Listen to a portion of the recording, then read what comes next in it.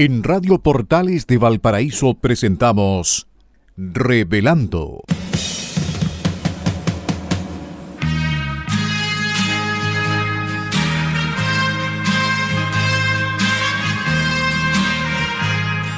Un programa donde se abordan temas de actualidad, contingencia y la agenda cultural de la zona. Entrevistas del ámbito nacional e internacional. Revelando es presentado y auspiciado por Asofar AG, Asociación de Oficiales de la Armada de Chile en Retiro, Asociación Gremial. Con ustedes, Revelando en Radio Portales de Valparaíso.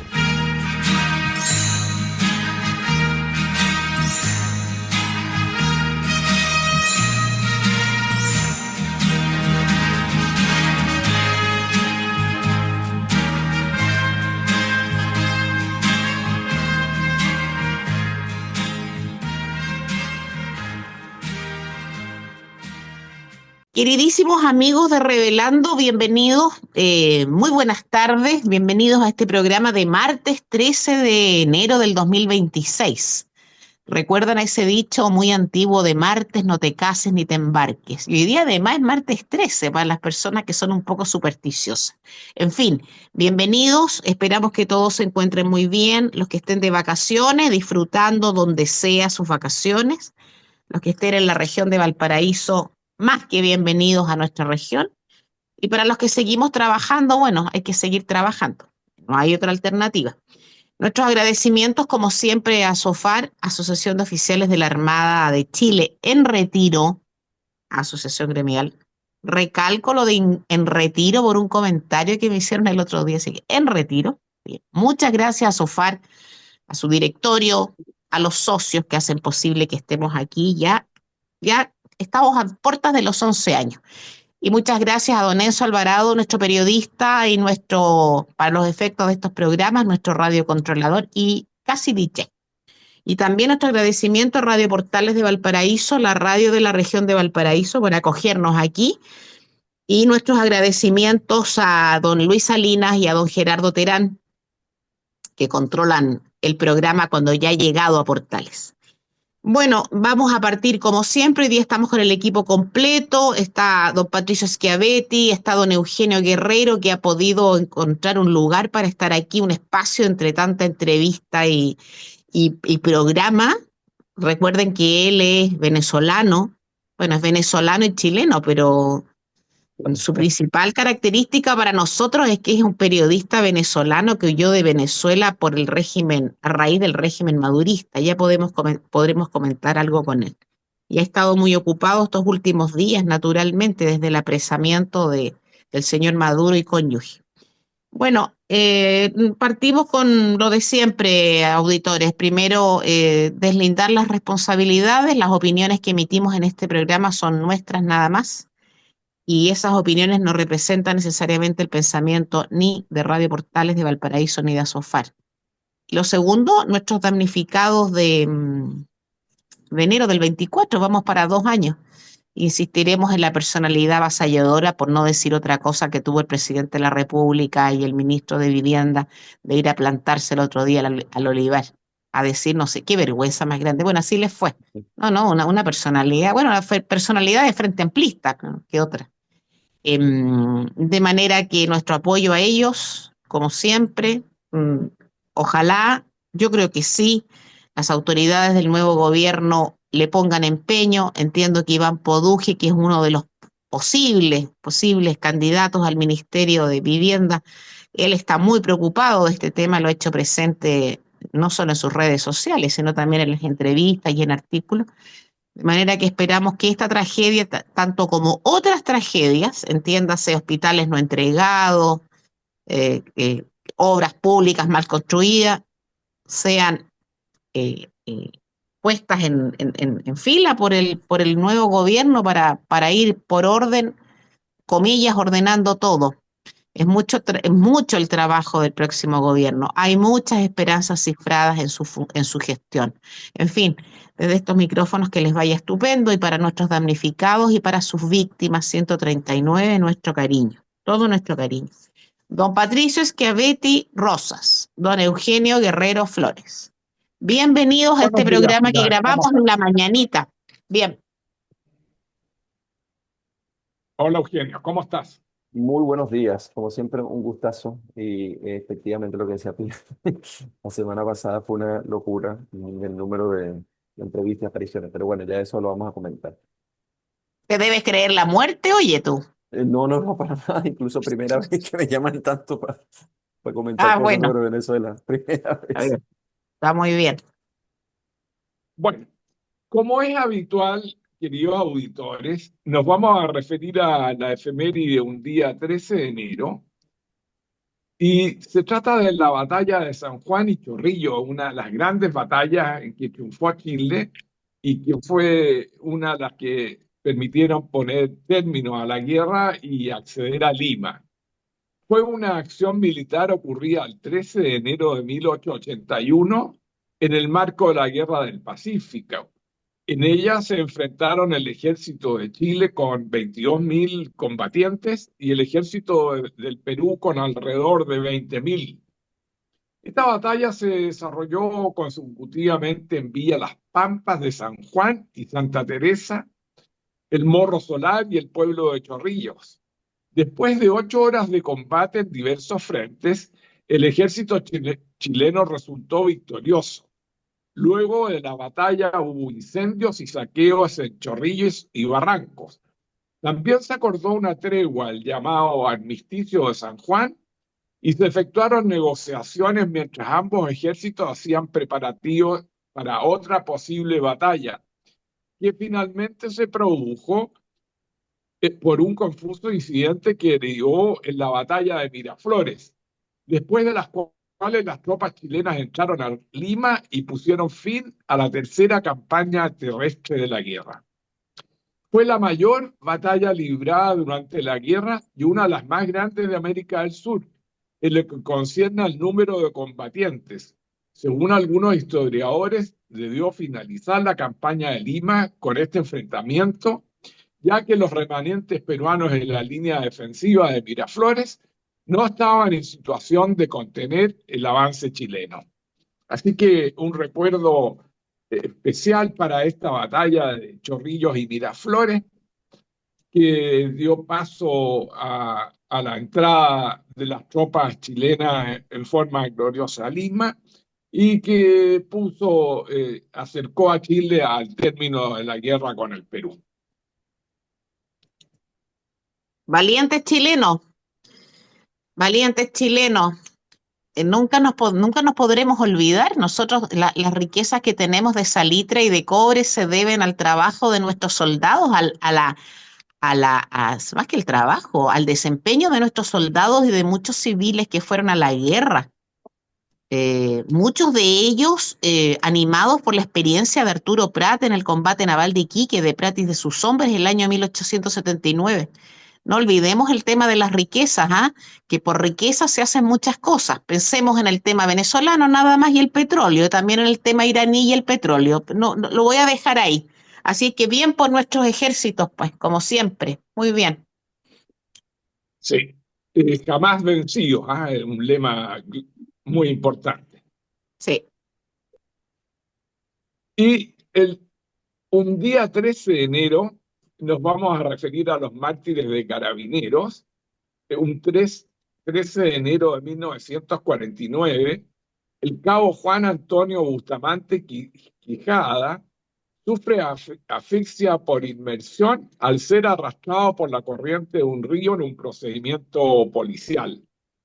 Así que esta es el único mártir en esta fecha, y hacemos llegar, como es habitual, a la familia y al cuerpo de carabineros nuestro más sentido pésame y pesar ante este fallecimiento del cabo Juan Antonio Bustamante Quijada. Sí, que descanse en paz el cabo, que además tenía un nombre precioso, Juan Antonio. Que descanse en paz y que la muerte no es el final, sin duda. Y a propósito de lo que tú habías mencionado, yo lo he ingresado a la pauta, Pilar, que esta visita inoportuna de Boric y Montes a los damnificados de Viña del Mar, acercándose a febrero en que se van a cumplir dos años sin techo. Yo no sé en qué mundo vive Boric y el Frente Amplio y el señor Montes, un senador activo del Partido Socialista, de que se atrevieron a concurrir a conversar con los damnificados en circunstancias que el gobierno no les ha dado ninguna solución definitiva al problema de viviendas. Por lo tanto, lo único que recibieron fueron palabras de rechazo a la presencia de estos en el lugar, fueron increpados por los damnificados que aún esperan respuestas concretas del presidente de la República, del ministro de la Vivienda, ya a casi 2 años de ocurrido el incendio. Así que yo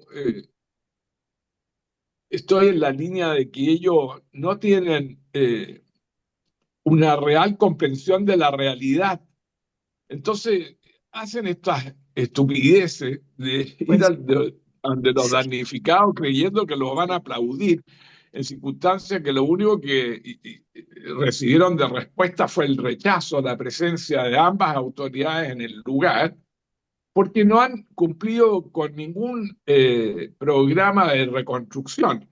Por lo tanto, esperemos, como bien tú lo dijiste, Pilar, que el gobierno entrante, que ya tomó conocimiento directo de la realidad de los damnificados a través del presidente electo y del posible ministro de la Vivienda, que es Iván Poduje, solucionen y emprendan un programa de reconstrucción concreto que dé solución definitiva a los damnificados y un acceso a una vivienda finalmente digna y justa. Sí, claro, que yo creo que no se enteran de nada. Yo creo que Boric, como vive en como él dice, él mismo dice que vive en un mundo paralelo. No sé si lo dice él o alguien, vive en el mundo paralelo, vive en Narnia, vive, no sé, en 100 años de soledad. No tengo idea. Pero yo, a lo mejor en una de esas, Boric no tiene idea de lo que pasa ahí. No lo sé. Porque a mí no se me habría pasado por la cabeza ir a presentarme a un lugar como ese, precisamente ahí donde hay un desastre terrible. Ahora, hemos dicho muchas veces, si nadie dice que esta desgracia, esta tragedia, se podía solucionar en un tiempo récord, ¿no? Es imposible. Ahí hay una serie de cosas que hacer. Muchas cosas, hay que regularizar terrenos también en el sentido de limpiar, higienizar, de ver qué pasa con los títulos de propiedad, de ver qué pasa con aquellas personas que vivían a lo mejor en forma no ilegal, pero parecido, pero de ahí a dejarlos abandonados como los dejaron. Y habiendo hecho el soberano ridículo, recuerden que nombraron a la señora Vallejo como ministro de guerra, ministro en campaña, una estupidez por el estilo. Y nombraron a otra, ahora hace poco un fulano del Serviu renunció para ir a ocupar un puesto a Santiago, para que no se le corte el flujo de dinero. No, si esta gente nada, si esta gente de izquierda radical hace pobres para luego tener que decir que los ayudan, pues si esa es la historia, pues veamos a Cuba nomás, pues que ni siquiera voy a pensar en Venezuela, veamos a Cuba nomás. Ah, bueno, es de esperar que estemos mejor. Sí. Mira, Así es. yo te digo algo, y eso que es impresionante, ¿no? Porque recuerden que ellos como llegaron con promesas de no comportarse como regularmente se comportan las autoridades políticas en escenarios donde necesitan mezclar la afectividad con respuestas concretas. Entonces aquí no hay respuestas concretas, eso es lo primero. Segundo, hay un track, un registro anterior de total dejadez y abandono. Entonces esto parece más una puesta en escena.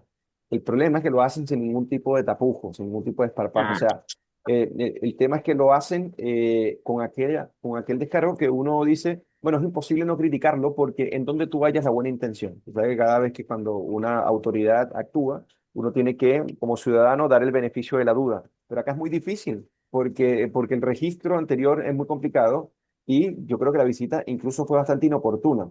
Entonces, la presencia, en este caso el gobierno, parecía más orientada a la imagen política que a resolver el drama de la familia. Y esto es una burla para un legado político que ya está, yo no sé, bueno, en esto vamos a convenir, destrozado por su misma acción.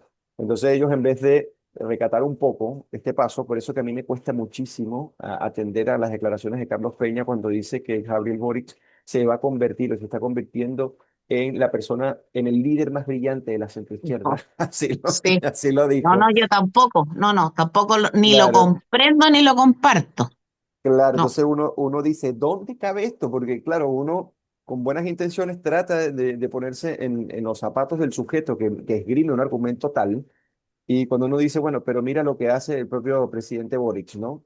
Está tratando, en la medida de lo posible, priorizar algo cuando ya casi no le queda tiempo. Y segundo, que su legado, lo que necesitaría, y con esto cierro el comentario, más discreción que tratar de concretar cosas que no se pueden cumplir, porque queda peor, creo yo.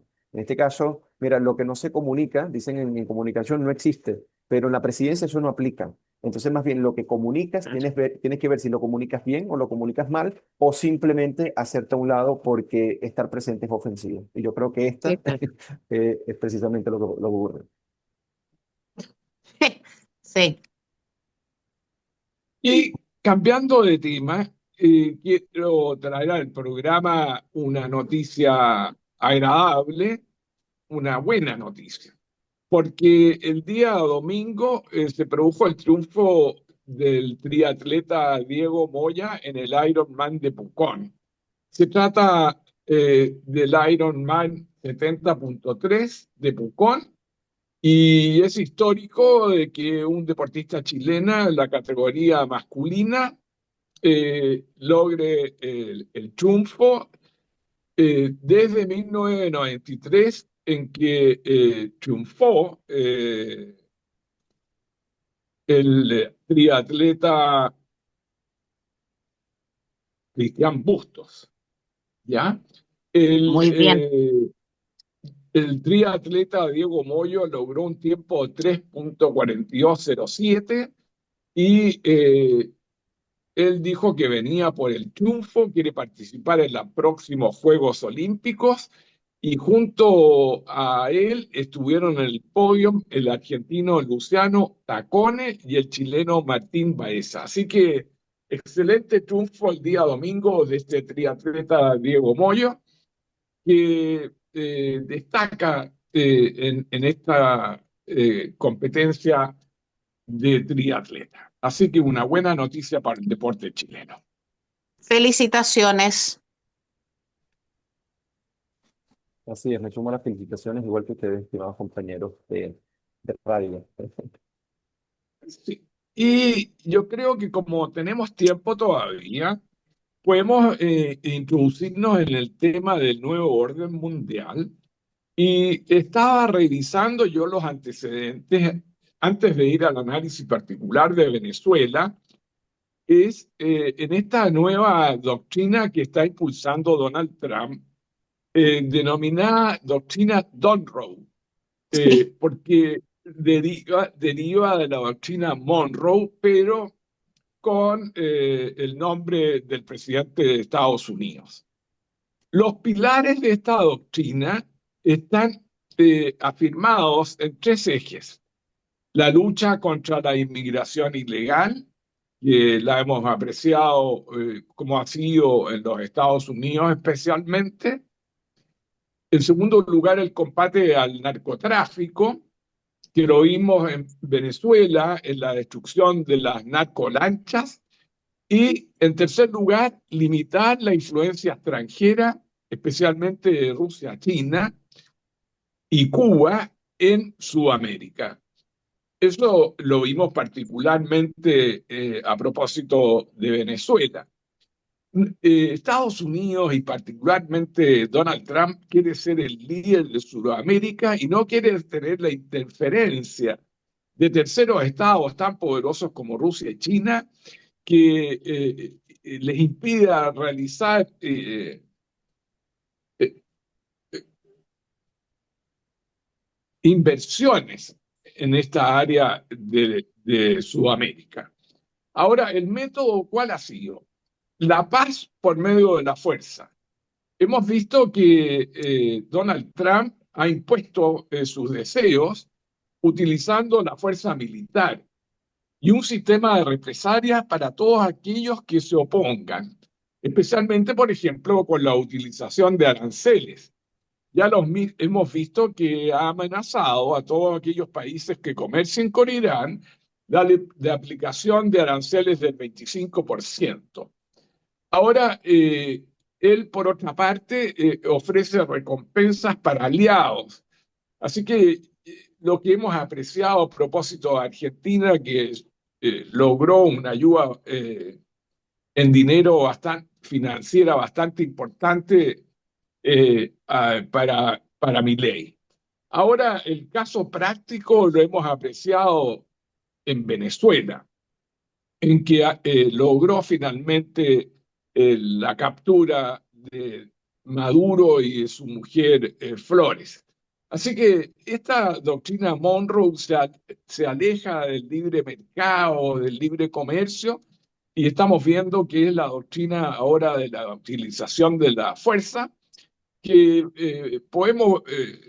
vamos a poder apreciar también a propósito de los desmanes en Irán, en que han fallecido 600 personas y hay protestas contra el régimen de los ayatolás. Así que podríamos tener una nueva incursión militar en conjunto con Israel en dicho país. Eugenio.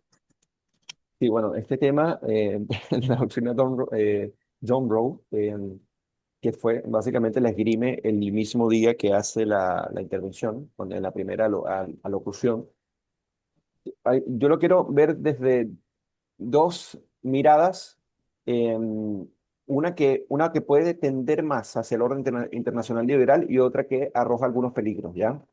La primera, y fundamental, que me parece que viene desde el realismo político, me refiero al realismo en las relaciones internacionales, esto lo ha desarrollado la academia hace mucho tiempo, sobre todo desde el siglo XIX hasta ahora, es que la única forma de que tú puedas mantener un conjunto institucional que apunte hacia los intereses de los individuos que componen ese orden institucional y que tiene una tendencia, no tiene un objetivo en específico, más allá que los objetivos de aquellas personas que participan en ese orden. Un ejemplo corto, nosotros hacemos nuestras vidas persiguiendo nuestros horizontes individuales y nuestras metas con nuestros familiares, amigos, ¿cierto? Pero la única manera que eso ocurra y que la autoridad no se intrometa entre ellos es que exista un conjunto de instituciones que nos protejan de ese poder, ¿cierto? Occidente básicamente ha apuntado hacia ello en los últimos años, eso vamos a decirlo así, pero ha apuntado a hacer en los últimos años en la medida en que esas instituciones no han sido derrocadas por otros proyectos que pueden ser universalistas, teocráticos, antidemocráticos y comunistas, y la única manera de garantizarlo, según esta visión, es por el uso de la fuerza. O sea, la fuerza ya sea ejercida o la potencialidad de ejercerla contra aquellos que apuntan contra este orden, es lo que configura en cierta medida que doctrinas como la de Monroe, por ejemplo, mira, si más no me equivoco, hasta finales del siglo XIX, James Monroe decreta esta doctrina la podemos resumir en América para los americanos, pero en este caso también tenía una tendencia económica y tampoco arrojaba tantos peligros como lo que arroja ahora. Entonces, ¿cuáles son las tendencias que hoy en día, según Donald Trump, se ciernen? El tema chino, el tema ruso, por ejemplo, y el desafío islámico. Entonces, es importante decir esto último, ¿pero por qué? Porque cuando Donald Trump interviene, en este caso en Venezuela, haciendo la extracción, y con esto ya voy a finalizar la respuesta y la podemos desarrollar en el bloque siguiente, es que no es que Estados Unidos quiera apropiarse del petróleo, porque fíjense que recuperar esa industria y hacer que sea rentable le genera gasto a Estados Unidos, considerable. Incluso ExxonMobil, o sea, los principales CEO de las empresas petroleras más grandes del mundo no quieren invertir. ¿Okay? Lo que hace es que no es que Estados Unidos quiera quedarse con el petróleo, sino que no tenga acceso China y Rusia, que eso es muy distinto. ¿Y cómo se logra hacer esto? A través de la fuerza. Es importante imponer a través de la fuerza un conjunto de instituciones que se creen que valen la pena.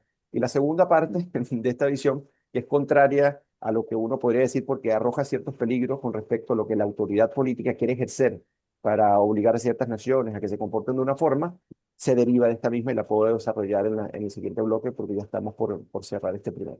¿Qué les parece? Sí. Sí, sí. Sí, cerremos este bloque y continuamos en el segundo con esto que me parece importante, sin perjuicio de que tenemos más temas en la pauta, pero me parece muy importante. Miren, para la pausa musical elegí una canción de un venezolano, ¿ah? Estos modestos homenajes que hacemos nosotros aquí. el gran José Luis Rodríguez, que se ha opuesto a Chávez y a Maduro desde siempre. Desde No es que siempre, ahora, exactamente. no, desde siempre. José Luis Rodríguez, que se hizo famoso en Chile por las teleseries, por representar a los galanes de teleseries, pero que luego se transformó en un cantante de moda y muy conocido. Tiene muchas canciones, pero la canción con la que se hizo famoso en Chile como cantante fue El Pavo Real. Y para darle Sí. un poco de ánimo al programa, pongamos al numerado en la pausa de música. Volvemos en unos minutitos más. Y hemos regresado al segundo bloque de nuestro programa de cada martes Revelando, después de haber escuchado Pavo Real, que es la canción que, bueno, Pilar Soberado, en este caso, recomienda para nuestro bloque, después de haber alegrado un poco más la mañana, bueno, con tanta noticia y tanta coyuntura política que a veces nos estresan. Bueno, ahora yo quiero terminar la reflexión que había iniciado, que es, si bien por un lado, la doctrina Monroe, que en este caso es, podríamos decir, es una exacerbación, o no sé si exacerbación, pero es una ampliación, si podríamos decir, de lo que fue la doctrina Monroe a finales del siglo XIX. En esta se incorporan un componente que es más ideológico, político-ideológico, más que zonas de dominio, en donde tiene que haber una zona que esté dominada por un hegemón, que en este caso es Estados Unidos. Está también las pretensiones civilizatorias que tengan las alternativas, como por ejemplo China y Rusia. Sus alternativas civilizatorias son distintas y contrarias, si podríamos decir, y la islámica también. Entonces, lo que busca esta doctrina es básicamente salvaguardar que el orden institucional liberal se mantenga, al menos en donde esté el área de influencia de este hegemón. Ahora, el gran problema con esto es que pues, si por un lado nosotros podríamos estar de acuerdo, por otro lado, ¿qué pasa cuando aquellos que están dentro de esa órbita no están de acuerdo con los procederes o con los cambios o con la conservación que hace ese régimen? El gran problema es pensar que porque tienes la fuerza debes proteger, o porque tienes la fuerza tú debes dominar. Entonces, del poder al deber, se hace una especie de transfiguración que termina confundiendo lo que es el poder, lo que es la fuerza con la legitimidad. Y la legitimidad es importantísima, porque la legitimidad es el consentimiento que se le otorga a la autoridad que domina. Y la autoridad que domina no obtiene esa legitimidad simplemente porque tiene más cañones y tiene más fuerza. Entonces, por ejemplo, le voy a poner un ejemplo. ¿Qué pasa cuando hay arbitrariedades como, por ejemplo, lo que está pasando en Estados Unidos hoy en día respecto a Donald Trump y el presidente de la Reserva Federal, Jerome Powell? Bueno, al parecer hay dos instituciones que se están poniendo muy en juego. Primero, la Reserva Federal de Estados Unidos, que como ustedes sabrán, si la Reserva Federal de Estados Unidos estornuda, a todo el mundo le da gripe, todo el mundo se resfría, Sí. es así de sencillo, es delicadísimo. Y para qué hablar de los propios norteamericanos. Y lo segundo, la Fiscalía.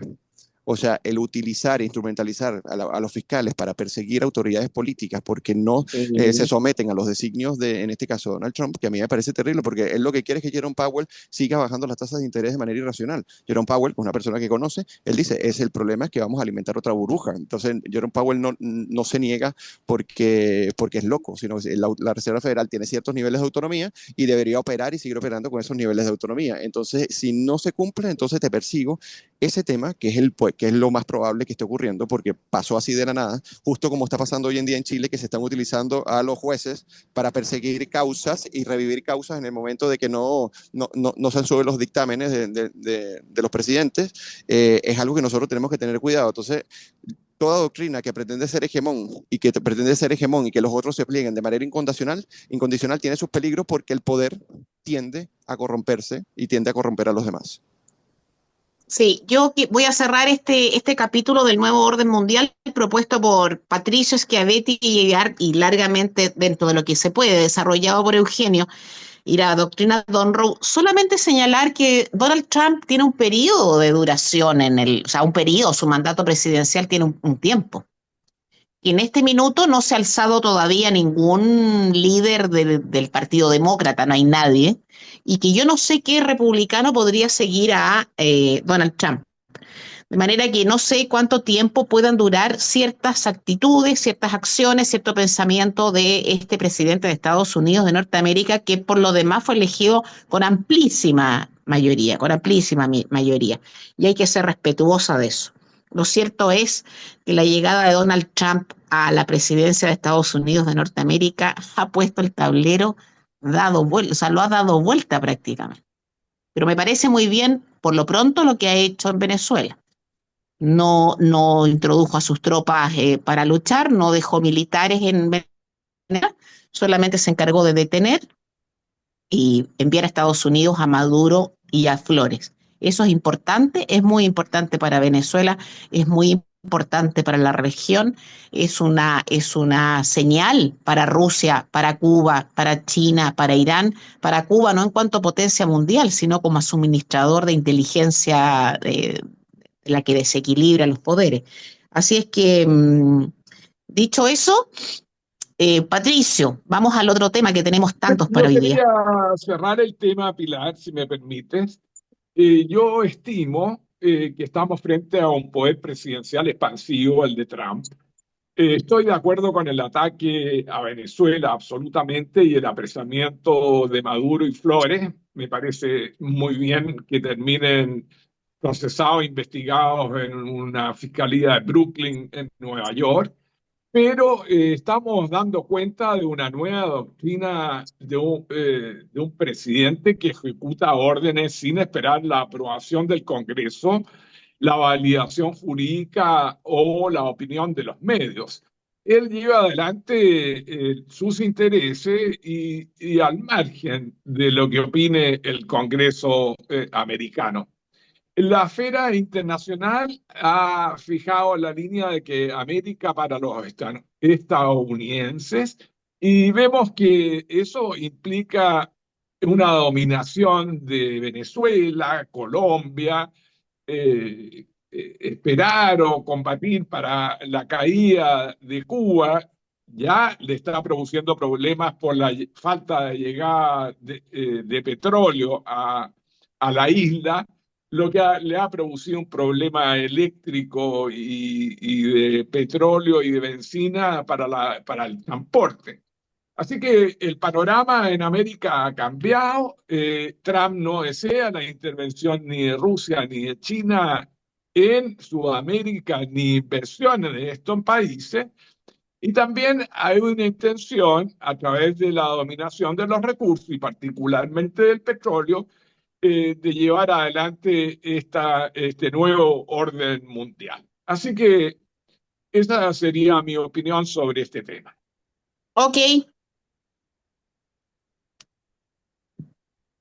Y yo creo que debemos referirnos particularmente a Venezuela. Vemos que hay variadas noticias sobre la situación de Venezuela.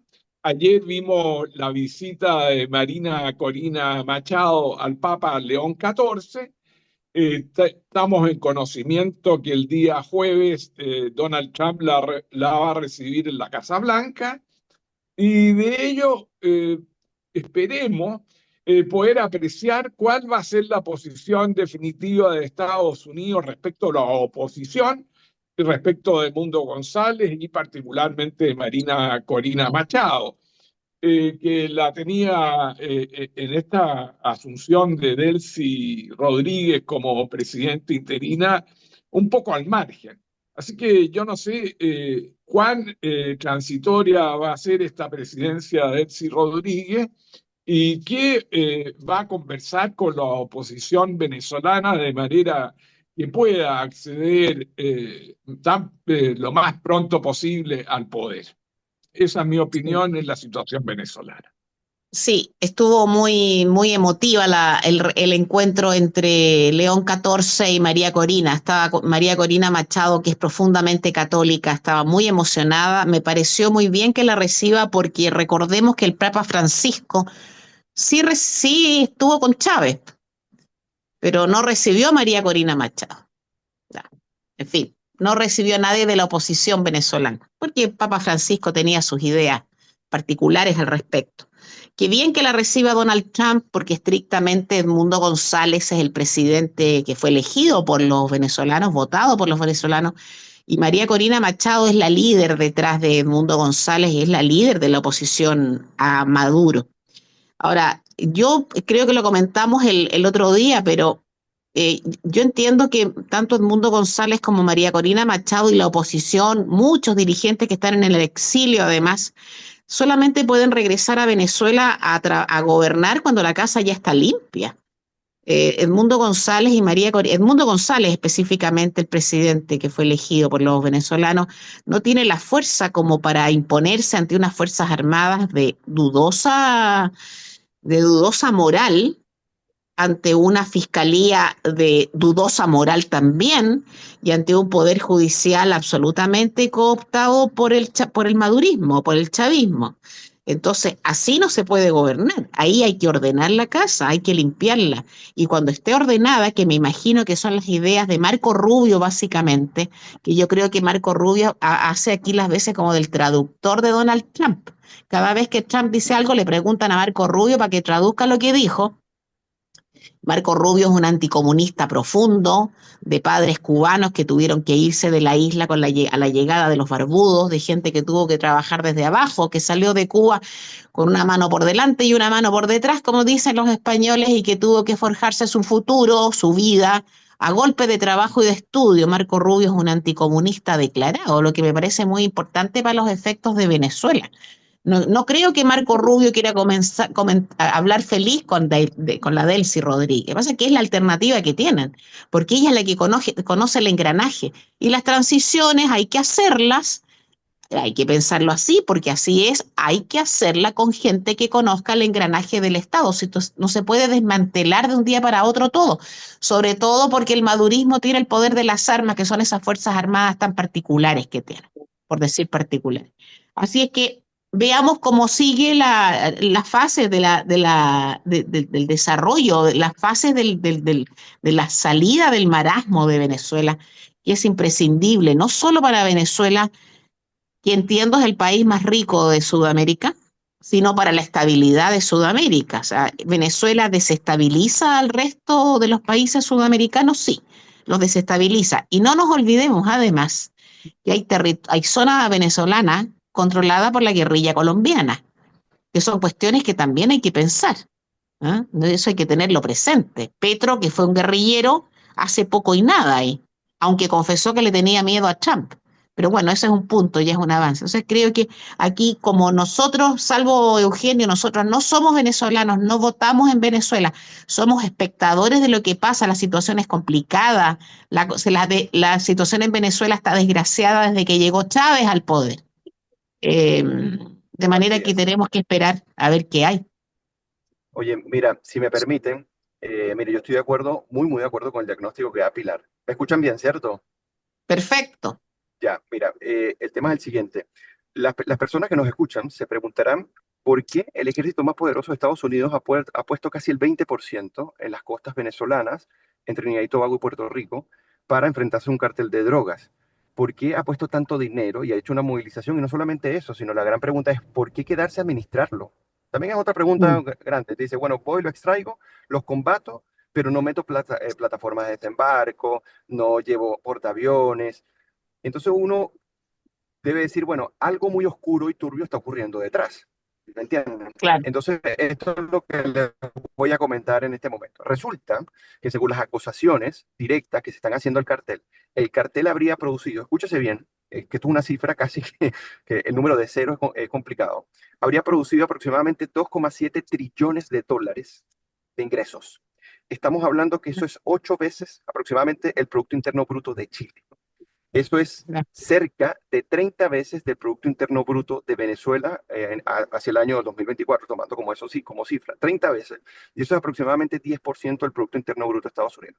Para que una red, porque esto lo dice, por ejemplo, Jerry Bernstein, que es uno de los principales que hace la denuncia y que ha estado investigando el cartel por más de 15 años, él dice, no ha existido, escúchese bien, una red criminal, narcoterrorista, más exitosa con más implicancia y más penetración en las sociedades occidentales que el cartel de los soles. O sea, el cartel de Sinaloa, el cartel de los Zetas, el cartel de Medellín, son niños de pecho frente a la influencia malvada, básicamente, de este cartel. Entonces, cuando Pilar dice, bueno, obviamente aquí no hay un ejército que esté dispuesto a defender la democracia porque están básicamente casi todos metidos en el cartel, aquí hay que sacar grupos terroristas como por ejemplo la FARC, el ELN, que dominan estados de Venezuela, Hezbollah también, Hamas, y toda la influencia rusa, cubana e iraní.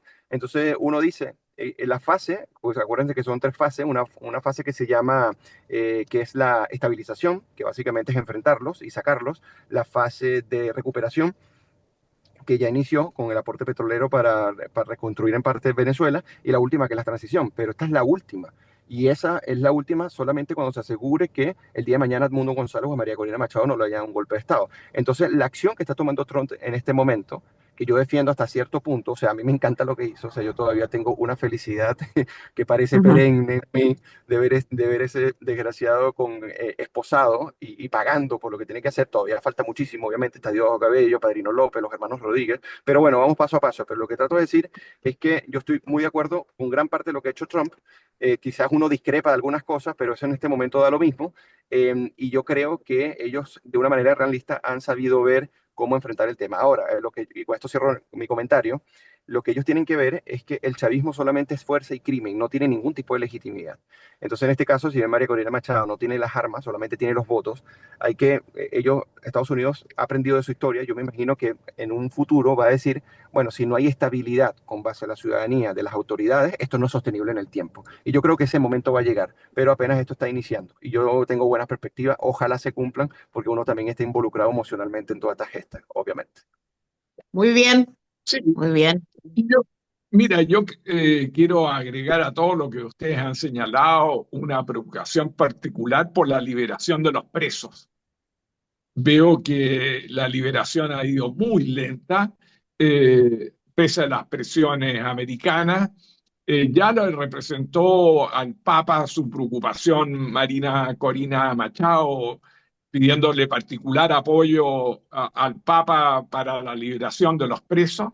Y hemos visto por la televisión todas las familias esperando los distintos centros de detención la liberación de sus familiares.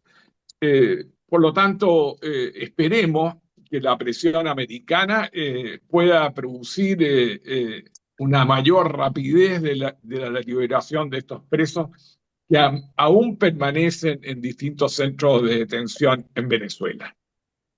Totalmente de acuerdo. Sí, Esa es la sí. principal preocupación. Totalmente de acuerdo, porque básicamente mientras ellos estén presos, disculpa que interrumpa, que mientras ellos estén presos y realmente no se neutralicen a los colectivos de Bajo Cabello, básicamente lo que se está haciendo es estabilizar el régimen, bajo condiciones de Estados Unidos, claro está. Entonces hay que dar paso más allá y yo confío en que eso va a ocurrir. Ojalá ocurra de manera mucho más acelerada. Muy de acuerdo. Sí, porque es que yo pienso que Estados Unidos, independientemente del tema de parar a la influencia china, rusa en la zona, el tema cubano en cuanto a la inteligencia, yo creo que Estados Unidos, y hay el tema del petróleo, que naturalmente sí le interesa, yo creo que a Estados Unidos también le interesa que Venezuela sea un país estable. Si Así es. Venezuela geopolíticamente está muy bien ubicado ahí, entonces es un país un país cuyo devenir democrático sí tienen que interesarle a Donald Trump. O sea, no me cabe ninguna duda, porque no puedo pensarlo de otra manera, que Donald Trump está de acuerdo con que efectivamente el Diosdado Cabello mande a los famosos colectivos y anden en la calle en moto, disparando a quien sea, quitándole las cédulas de identidad, quitándole un celular. Yo no creo que Trump pueda querer eso. No, Sí, no, no, exacto. no. Tiene que haber un No, momento en que se agilicen los medios como para que esa situación se revierta, no tan rápida como probablemente ustedes los venezolanos quieran, pero de alguna manera revertirlo. Y aquí es un trabajo de arduo aliento, porque aquí no es que Estados sí, Unidos planta 50.000 marines ahí para mandar a claro. matar a todos estos militares, que la cosa no es así. Sí, ¿no? Y fíjate que los venezolanos, con bastante extrañeza, y lo digo porque es mi pueblo, eh, hemos sido bastante pacientes. Fíjate que la presión está por los presos políticos, pero el desmantelamiento del cartel y todo, obviamente hay presiones para que esto se realice. Los tiempos de Estados Unidos para nosotros son los correctos porque ellos son los que estratégicamente saben cómo manejar esto. Fíjate que no ha habido soberbia por parte del liderazgo, lo cual eso me parece bastante positivo. Oye, Pilar, si me permites, yo quiero contar una anécdota porque he estado leyendo mucho el indictment, pero no solamente eso, sino también las intervenciones sobre lo que son varias acusaciones. Y los que nos están escuchando, yo creo que lo van a apreciar, para que entiendan la dimensión del asunto. Una alta ejecutiva de un banco estatal en Venezuela, en su momento, ella vio que se estaban realizando transferencias millonarias, estamos hablando de transferencias de 300 a 400 millones de dólares, así como si fueran, como transferir una cuenta para un almuerzo, ¿no? Entonces ella dice, bueno, aquí hay algo raro porque posiblemente aquí haya lavado de activos. No es posible que el erario público se estén transfiriendo a bancos suizos esto. Entonces ella va y lo denuncia con Estados Unidos, ¿no? obviamente ella está, yo me imagino que como testigo protegido, fíjate que de ella tampoco se dice el nombre. Entonces, cuando Ya. están entrevistando a una de las personas implicadas en esta transferencia, que también está sirviendo los interrogatorios, resulta que el tipo dice, bueno, lo que pasa es que una de esas transferencias nos generó problemas. Entonces, entonces dice, bueno, ¿cuál es el problema? Bueno, que hay una doble verificación cuando es un monto tan grande y que importa que se haga desde otro país, o sea, desde un estado, porque eso, si bien te genera garantías, hay cuestiones que pueden ser sospechosas. Entonces eso nos generó un problema. Entonces le preguntan, ajá, ¿y cómo solucionaron el problema este? Bueno, compramos el banco. Claro, Así, claro. así, así es el asunto. Eso ocurrió en la vida real y está dentro de las demandas, según lo que cuentan los testigos y lo que lograron traquear con las transferencias que se hacían. Así es la gravedad, Pilar. Están infiltrados, o sea, infiltraron el cartel a políticos, demócratas, republicanos, y todos estos escándalos van a comenzar a salir gradualmente porque por algo Estados Unidos movió tanto para que esto se diera, precisamente porque el daño es muchísimo mayor que el que hizo Bin Laden con las Torres Gemelas. A ese nivel. Claro, claro, Eugenio, claro. y entonces, dentro de la misma línea, la transferencia de lingotes de oro a Suiza, a los bancos suizos, debe estar en la misma línea, ¿no? ¿Verdad? En la misma línea, exactamente. Incluso, porque tú sabes que Estados Unidos se maneja con confiscación y con congelamiento, ¿no? Entonces, en este caso, esos fondos están congelados en Suiza y normalmente esos fondos van, o sea, después de constatar que realmente vienen del erario público venezolano, se devuelven a Venezuela. Pero hay otras que son confiscadas. Y yo no sé cómo es el lenguaje jurídico, como más acá, yo estoy hablando como de norteamericano, hay algunos que no, porque si se constata que son ingresos generados a partir del cartel, entonces en cierta medida eso no se regresa.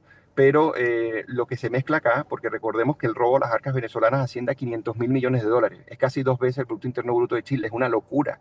Entonces hay que ver de dónde provienen esos dineros, pero la investigación que lleva, vuelvo y repito, más de 15 años, hay un agente de la DEA que se llama Sandalio González, que él es uno de los mayores expertos y que ha estado metido investigando esto.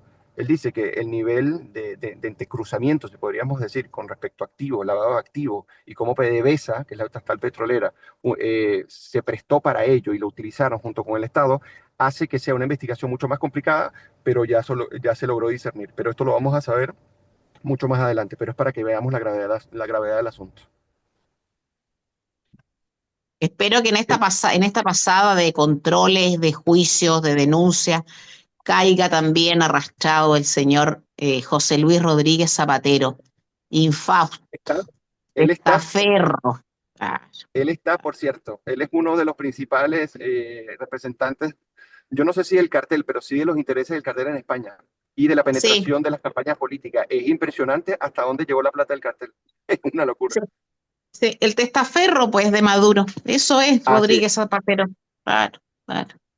Y En de esto fin, podríamos estar conversando por mucho tiempo. Yo sé que el tiempo es corto, pero ustedes se impresionarían de lo que se está conociendo, de lo que hicieron estos tipos. Los hijos, el hijo de Nicolás Maduro, por ejemplo, utilizaba los buques de PDVSA para transportar cocaína. A ese nivel, Pilar, claro. a ese nivel. Cualquier, lo Patricio. que pasa es que, claro, se creen con el poder omnímodo, tienen poder omnímodo y hacen cualquier cosa. Patricio, ¿tenemos algún punto que alcancemos a tratar en 2 minutos o tenemos que despedirnos ya? No, tenemos que despedirnos, desgraciadamente, Pilar, Eugenio.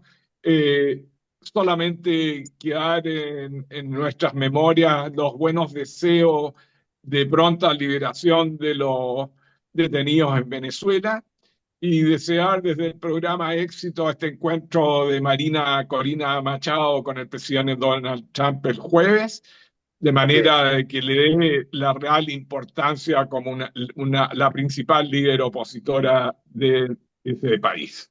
Así que Muchas eso, gracias, Patricio. vamos a comentar ya la próxima semana estas novedades del día próximo jueves. Exactamente, que vamos a seguir muy acontecido. El próximo martes será, si Dios quiere, 20 de febrero. Auditores, buenísima tarde, que lo pasen muy bien. Gracias, Patricio, gracias, Eugenio, gracias, Enzo, y hasta el martes que viene. Un fuerte abrazo y gracias a ustedes. Estuvo muy, muy bueno el programa, como siempre, ya los extrañaba. Buenas tardes. En Radio Portales de Valparaíso hemos presentado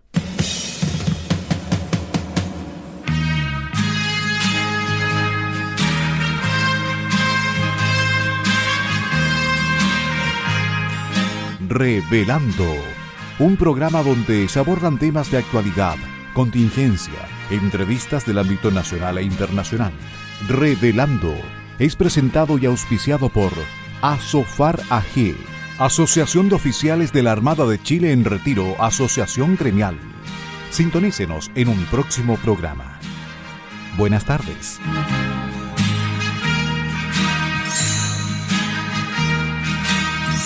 Las opiniones vertidas en este programa son de exclusiva responsabilidad de quienes las emiten y no representan necesariamente el pensamiento de Radio Portales de Valparaíso.